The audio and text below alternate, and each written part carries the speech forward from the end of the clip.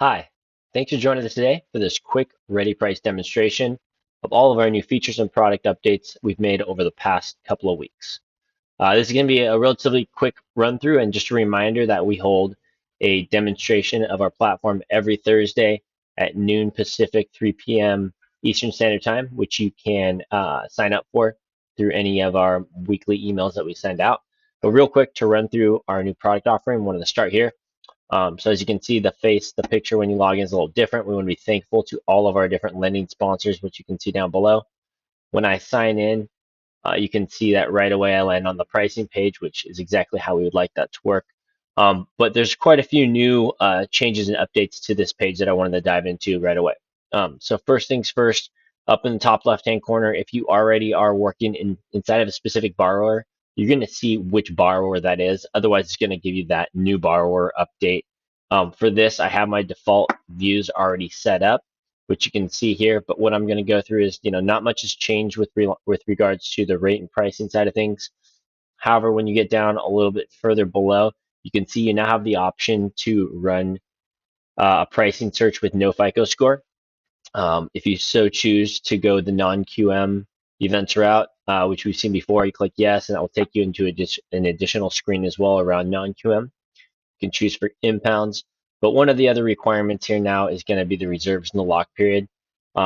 If you haven't set defaults, then these are going to be empty, and you're going to go ahead and need to set them up yourself.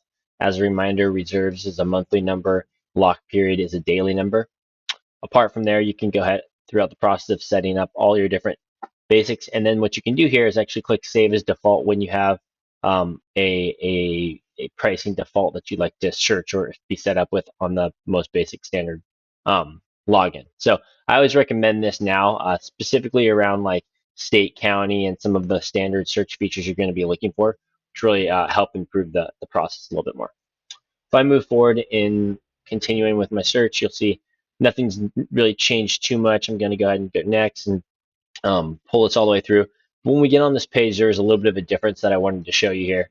You now have the option to include the fee in or out of your searches. So if I move this to yes and click update, it's going to show me pricing with the fee in, which I can show you if I hover over here with all the adjustments and the final fees and things of that nature.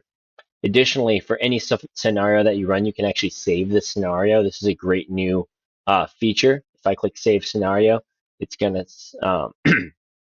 it's going to ask me to select the product that I'm interested in. So let's say I would like to see the Home Point product here, and then you can put in the borrower information. Go ahead and save that. So if I say test, 1, 2, 3, test, CA 03.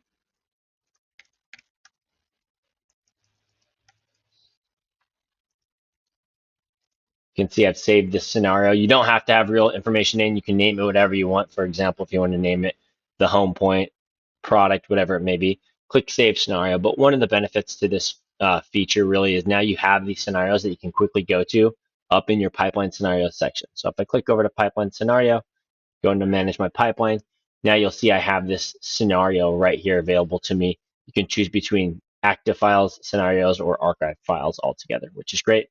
You can always continue to search via name or address throughout the entire process. Last thing with our last minute, I wanted to walk through the updates to the settings. As you can see, we've moved the Manage My Lenders feature over to the settings area and added a bit more information here regarding those. So the first thing you're going to want to notice is you have the ability to manage your default lender paid compensation.